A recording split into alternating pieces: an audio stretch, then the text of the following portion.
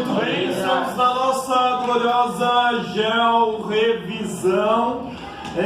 Na real, né, não está tão bem assim, eu não gostaria que você estivesse por aqui, mas vamos lá.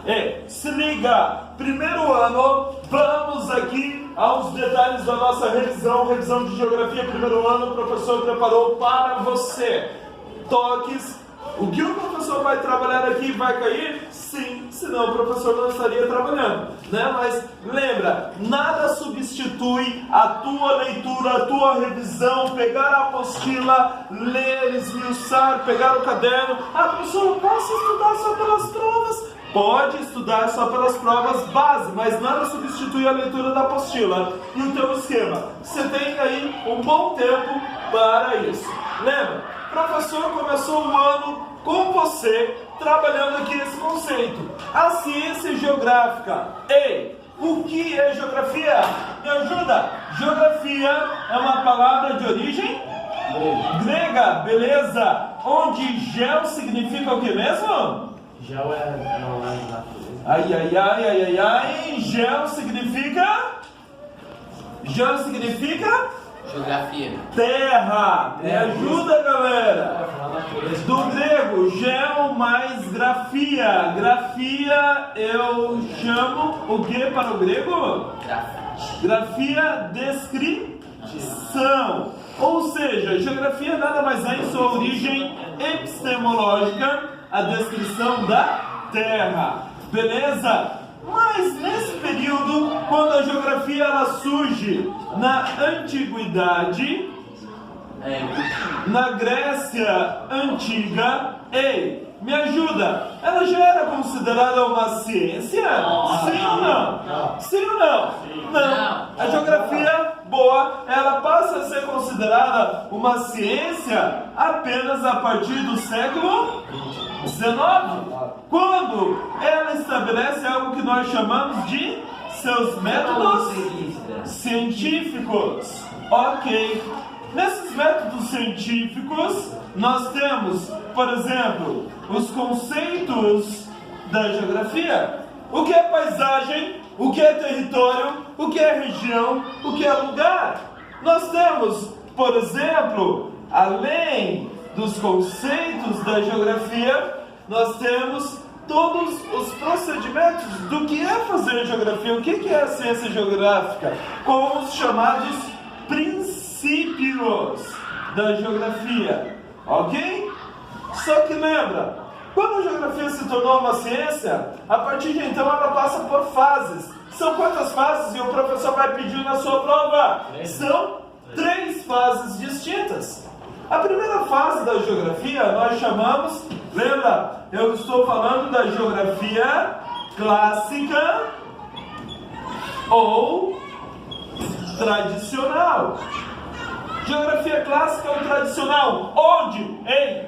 Olha aqui, nós tínhamos o embate entre o possibilismo e o determinismo. O espaço geográfico, que é o objeto de estudos da geografia, ok, ele é determinista ou ele é possibilista? É uma possibilidade de desenvolvimento para uma sociedade, ou aquela sociedade que é pobre, que tem dificuldades, ela sempre vai ser assim? Nós chegamos à conclusão que a geografia vai usar tanto o possibilismo quanto o determinismo, dependendo do caso. Nesse primeiro momento, na geografia clássica, a geografia foi ensinada primeiramente em 2 países. Quais eram esses países? A Alemanha. Obrigado pela multidão de pessoas falando Alemanha e Inglaterra. Alemanha e França. Não estou falando de Revolução Industrial, se liga. Passou a fase da geografia clássica ou tradicional. Passou aqui o século XIX. Chegamos no início do século XX. E a geografia agora, nós temos a chamada geografia quantitativa. Ok, onde as estatísticas elas estão presentes. Ou é a chamada nova geografia também. Muitos números, muitas estatísticas, surge o IBGE. E a partir De 1970 em diante, vivemos a atual fase da geografia, chamada geografia crítica. Beleza, geografia crítica, isso aí, Raul. Geografia crítica, onde o mais importante é nós analisarmos os fatos, vermos, olha lá, a geografia não vai descartando, a geografia vai somando. Ó, Milena aqui comigo, tá em sala comigo, tira o fone e vem comigo. Beleza? Senhores também. Ei, é estar analisando o espaço e visualizando quais são as propostas para melhorar esse espaço. 3 fases da geografia, se liga, vai cair. Lembra? Geografia como ciência, só no século XIX. Nós temos então geografia clássica, depois quantitativa e depois a geografia crítica. Senhores, ei, vai cair também os conceitos da geografia. Talvez eu peça para você de maneira aberta, lá para você escrever e valendo muito. Então, ei, anota porque vai cair. O professor está dando um presente de Natal, não chegou o Natal ainda, Jingle Bell, Jingle, mas estou dando aqui para você.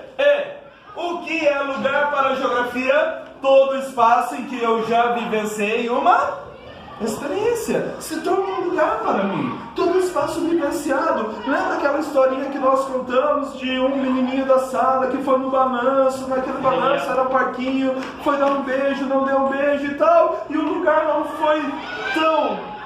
Porque o lugar, ele desperta sentimentos. O lugar, ele tem a ver com afinidade, afetividade. Você lembra de um lugar pelo cheiro? Lembra, falamos de paisagem, tudo aquilo que eu visualizo no espaço? Tempo. Geográfico. A paisagem é somente a paisagem natural? Não.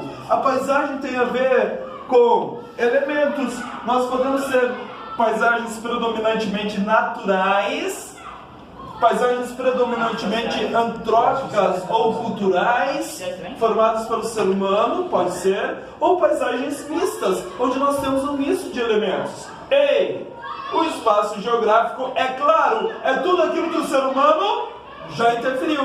E aí eu chamo essa ação, qual é a ação humana sobre o espaço? Boa, a ação antrópica, a palavrinha que tem que te acompanhar, levar para o vestibular. Ei, lembra? Falando sobre o território. Toda área delimitada, ligada ao exercício de poder, forma um território. E falando sobre regiões. Regiões nada mais são do que agrupamentos de áreas com características semelhantes.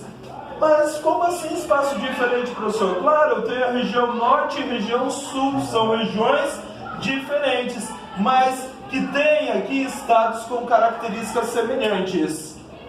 Vou perguntar para você, ei, professor, tem que passar? Tem que passar, ok? Se liga, vai nesse sentido, se preparando. Vamos lá, próximo professor, não para não para, vai. Ei, os princípios da geografia, no sentido, lembra, da metodologia, da receita que a geografia estabelece para você. Como fazer geografia? Um fato aconteceu, nós falamos lá no início do ano, se eu não me engano, era do aumento do tomate. Aumentou o tomate.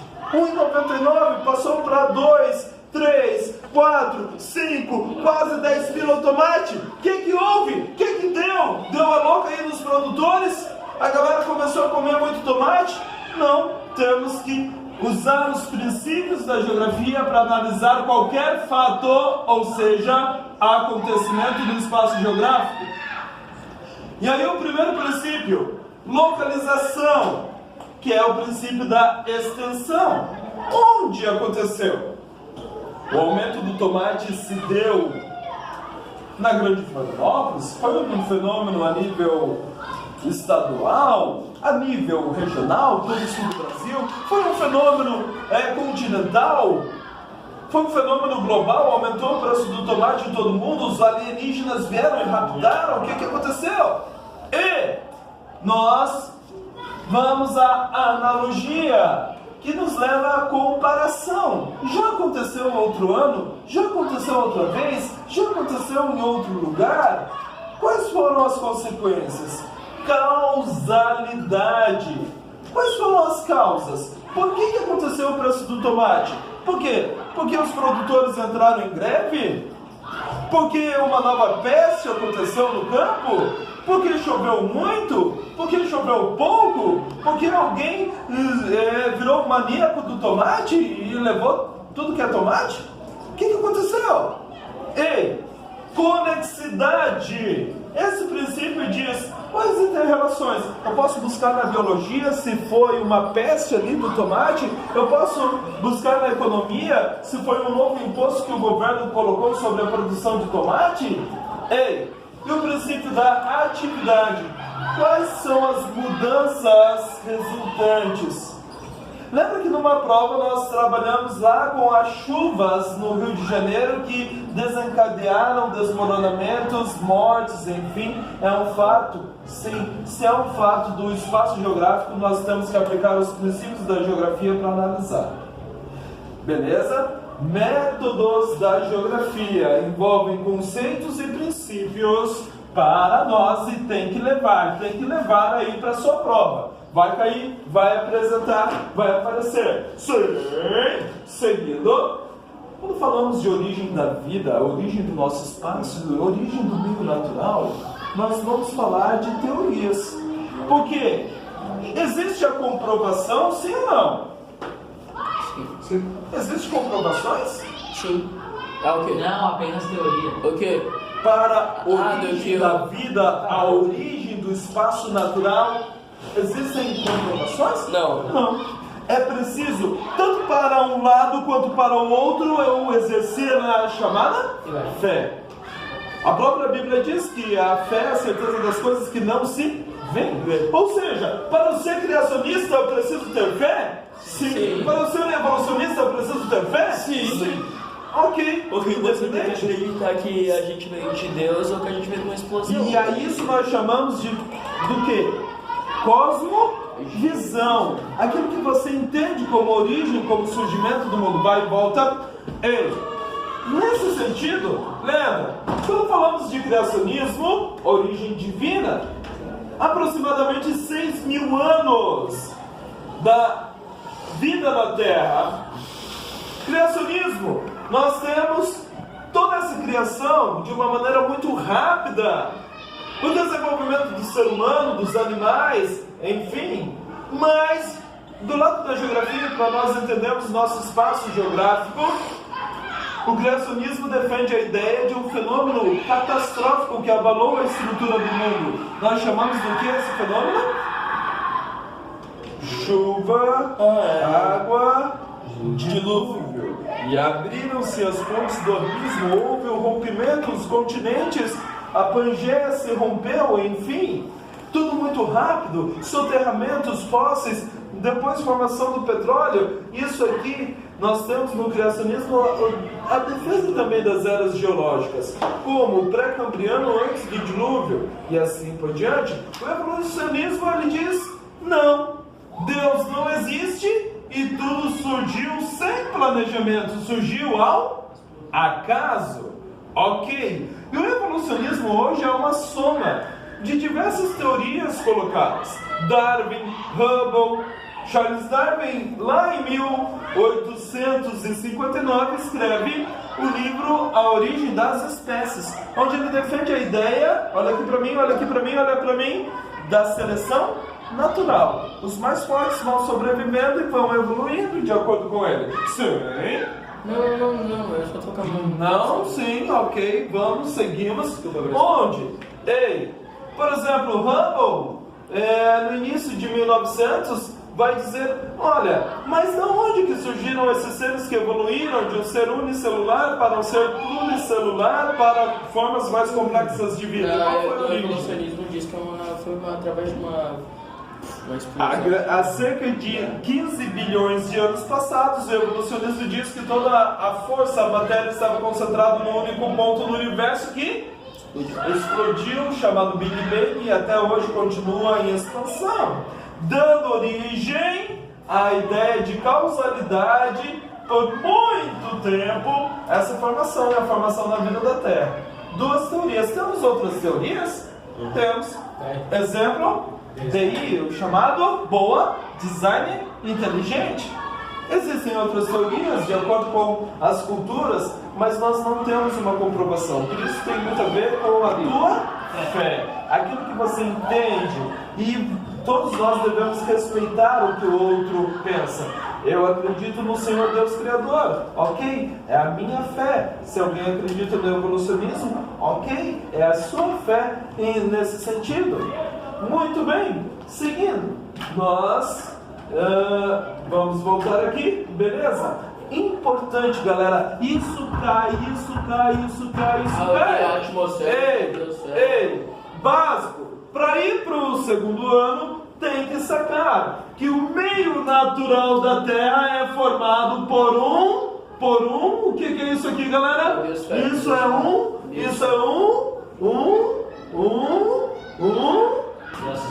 opa! Aí sim, um sistema, o chamado geossistema.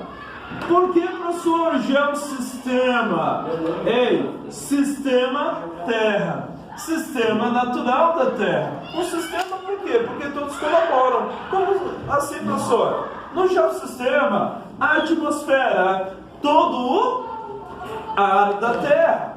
Nas suas subcamadas, a atmosfera se divide a toda a hidrosfera, nas três formas do estado físico da água, ok? A litosfera, que na realidade é a primeira camada da geosfera, todos os minerais, rochas, solos da Terra.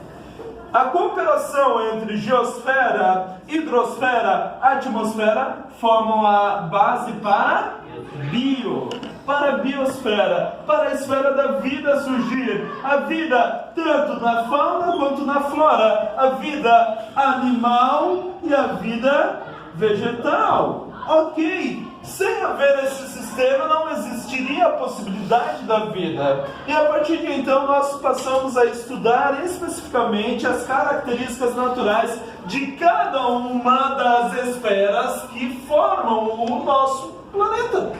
E como nós seres humanos nos relacionamos e dependemos e ao mesmo tempo agredimos tais esferas. Sim?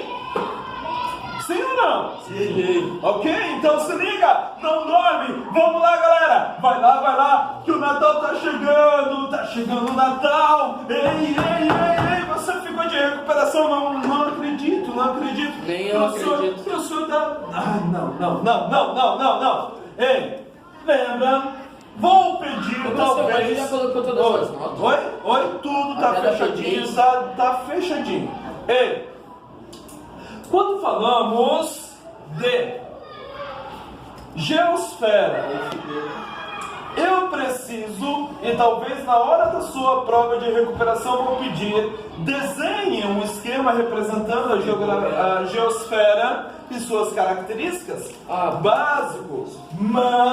Opa, professor! Crosta, manto, núcleo. Esse é o básico do básico. Só isso que a gente vai Só que isso é sexto ano. Aqui no ensino médio, nós trabalhamos um pouquinho mais detalhadamente. Eu acho que não. Lembra, senhores e senhoritas, nós temos a primeira camada. Como é que a eles... primeira camada. Oi, diga. Licença. Como é que eles sabem que, tipo, lá embaixo da... Boa, André! Tem Lembra? Isso tem aqui... 5 mil graus e ninguém nunca foi lá. Excelente! Quando nós aqui abordamos a geosfera, nós lembramos, esse aqui é um modelo teórico, uma teoria. E como que se constrói esse modelo que é amplamente aceito dentro da ciência? Através daquilo que a Terra expele de dentro para fora e através da constatação das ondas sísmicas da Terra, se percebe que existem aqui camadas diferentes. Alguém já ultrapassou, por exemplo, a crosta terrestre? Não. O ser humano nunca ultrapassou a crosta terrestre. Lembra? Viagem ao centro da Terra, nós falamos lá sobre a Rússia, que tentou, não conseguiu, enfim. Ei! Tá, mas galera, o máximo que eles já conseguiram furar assim com alguma máquina. A cerca de 10 a 11 km quilômetros de espessura na crosta continental. E aí não conseguiu isso, mais. né? Isso foi um experimento soviético. Que seria pouca coisa, né? Pouca? Olha, nós temos aqui 6.378. É o raio da Terra. E foi 11 mil. Tá? Não chegaria 11 nem mil metros, 11 quilômetros. Isso aqui não Não, foi é quase nem nada, 10%, nem 1%. né? Não. Ó, ei, galera, bora aqui. Lembra? Questão então pra você. Vai aparecer. Primeiro, eu tenho que lembrar que a crosta terrestre é a camada de maior ou de menor espessura? Aí, ó. Menor É espessura. Crosta. Menor espessura. A crosta terrestre, ela se divide em duas. Eu consigo visualizar aqui duas. A crosta continental, que é chamada também de... Ai, me ajuda. Silício mais alumínio. Cial. E a crosta oceânica, que eu chamo de silício mais magnésio. Cima. Logo o que... Ei, o cima está embaixo. Lembra? Cial mais cima formam a crosta. Crosta continental O Cial está em cima. é o cial. E a crosta oceânica corresponde ao cima. A crosta oceânica ela varia aproximadamente, a crosta continental até 70 km de profundidade, enquanto a crosta oceânica até aproximadamente 5 km de profundidade. Ok? Se liga, o professor vai perguntar para você. A crosta, além da menor espessura, ela possui também, ela é sólida, especialmente formada por rochas. Ok? Rochas, minerais. Ah, professor, as rochas são formadas de minerais também? Sim. Sedimentos que correspondem aos solos, entre outros. Ok? Beleza? Crosta terrestre. Logo em seguida, da crosta terrestre para a próxima camada, que é o manto, existe uma área de transição aqui. Essa transição nós chamamos de uma descontinuidade. Qual é o nome da descontinuidade? Mohorovic. Descontinuidade de morro. Ok? Transição, está mudando. Tem uma descontinuidade. Beleza? Passa, vem e vem logo em seguida. Crosta, depois vem o manto. O manto, ele se divide por sua vez também em dois. Lembra? Nós temos o manto chamado de manto superior e o manto chamado de manto inferior. O manto superior é chamado de astenosfera. O manto inferior é chamado de mesosfera. Beleza? Isso aí, André. Ei.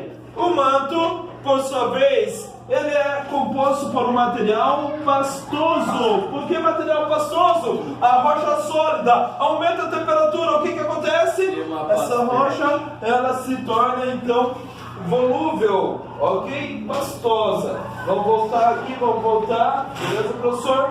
Ei, o manto, eu estou falando aqui de aproximadamente até 2.950 quilômetros de profundidade. Tem que saber, galera, vai cair para você. E se liga, depois nós temos então uma outra descontinuidade. A descontinuidade chamada de descontinuidade de... Me ajuda? Legal, Gutenberg. Respeita, né? Ok. Do manto para o núcleo, descontinuidade de Gutenberg. E o núcleo? Agora, o núcleo, ele é dividido também, sim ou não? Sim. O núcleo recebe um nome, endosfera. Só tem fera aí, galera. Ei, endosfera. E o núcleo se divide em núcleo externo e núcleo interno. Lembra? O núcleo externo, ele tem uma característica. O núcleo externo, o material, ele é líquido. fluido, líquido, isso aí, magma puro, quente, quente. E aí nós temos o núcleo interno, que é uma grande bola de ferro, na realidade chamado de níquel. Por que níquel? Me ajuda? Níquel e ferro. Assim nós temos a estrutura da Terra, só que se liga, entre o núcleo externo e o núcleo interno também tem uma descontinuidade. Agora quero que me ajude. Qual é o nome? Lerman. Isso aí. Beleza? Descontinuidade de Lerman. E, galera, se liga. Vou pedir para você realizar, então, talvez o desenho, talvez completar. Tem que estar preparado, Raul. Tem que estar preparado, galera. Beleza? Ei. Então, muito importante para você. Vamos lá, vamos seguindo. Mais uma vez, aquilo que o professor citou sobre a crosta terrestre, céu, cima, beleza. E na crosta terrestre nós encontramos, basicamente, 3 tipos de rochas. As rochas, elas passam por algo que nós chamamos de ciclo das rochas, onde nós temos a transformação em rochas ígneas, São aquelas de vulcão, essas coisas. formadas a partir da solidificação do magma. Por isso são chamadas também de rochas magmáticas. As rochas ígneas ou magmáticas, elas podem acontecer de 2 maneiras. Ou são extrusivas ou são intrusivas. Ah, professor, como? Extrusivas, como a imagem aqui coloca, formada pela solidificação do magma, onde? Na superfície. Intrusivas. Esse magma se solidificou lá na parte interna da Terra, na profundidade. Aqui nós temos como exemplo basalto extrusivo e o granito intrusiva. Muito bem, e galera, primeiro ano, se liga, rochas sedimentares são formadas pela solidificação do que? De sedimentos. O que é sedimento? Areia solidificada, argila solidificada e assim por diante. Rochas sedimentares. Se liga, primeiro ano, rochas metamórficas. É aquelas rochas tipo X-Men. Sob a ação de 2 elementos: pressão ou temperatura. Essa rocha, ela muda a sua estrutura. Não pode ter uma pressãozinha, uma temperatura até mais quente, ela muda. Você conhece gente assim? Tem rocha assim na natureza também. Ei, e essas rochas, por que um ciclo? Uma rocha ígnea pode se tornar sedimentar? Sim, dá origem, não é automático. Uma rocha ígnea pode se transformar numa metamórfica? Sim. E assim por diante nós temos a questão de um ciclo. Lembra, 3 tipos de rochas aparecem na superfície para você. Segue o jogo, professor. E estamos finalizando esse primeiro momento aqui da nossa revisão, revisão. Muito bem, primeiro ano, intemperismo. Tenho solo, tenho rochas expostas. Quando o intemperismo se desencadeia de 3 formas principais, do tipo químico, físico ou biológico. E a erosão? Através do processo de erosão. O que é erosão? Nada mais é do que a fragmentação dessa rocha ou do solo que está exposto. Intemperismo químico. Você tem a rocha e nessa rocha nós temos então a infiltração de água. Essa água ela infiltra e vai modificar a estrutura, gerando a fragmentação. O intemperismo físico, ação, por exemplo, da temperatura, está exposto, sol, temperaturas altas, elevadas, e começa, então, a fragmentação. Intemperismo físico, água mole, pedra dura, tanto bate, até que fura. Intemperismo biológico, olha as raízes crescendo aqui e levando a fragmentação dessa desse bloco aqui Físico ali é rochoso? quando a rocha já tá toda meio quebradiça, toda rachada e seca. Essa é a ilusão. Por que ela chegou a ficar quebradiça? Ou foi químico, ou físico, ou biológico, o tipo de intemperismo. Ok? E, finalizando, galera, esse momento, nós temos os solos. Ok? Ok? Nós temos os solos. Ah, professor, o que são os solos? O que são os solos? Solo O que nós temos nos solos? temos Olha lá. Ah, professor, temos os solos aqui. Já volto. Ei, o solo nada mais é do que... solo. Primeiro, os solos mudam de cor, sim ou não? Sim. Nós vemos aqui, inclusive, Fazer nessa gracinha. imagem. As cores, elas representam o tipo de matéria que compôs esse solo. Porque nos solos nós temos sedimentos, e é claro que nesses sedimentos minerais, por exemplo, um solo formado por muito ferro é um solo mais avermelhado. Nós temos mais matéria orgânica, resto de animais, de árvores, um solo mais escuro, muita matéria orgânica. E nós temos aqui também umidade. E o solo, por sua vez, se Fica todo divide pastoso, barroso. naquilo que nós chamamos de horizontes. né, professor? Ok. Quando umidade é quando o solo tá pastoso, barroso. Sim. fica todo... Beleza, isso mesmo, é necessário. Até chegar lá embaixo, o que nós temos embaixo? A rocha matriz. Ok? Os solos, eles modificam sua espessura. Quanto maior a espessura, geralmente, mais antigo é esse solo. Quanto menor a espessura, mais recente, de maneira geral. Ok? Solo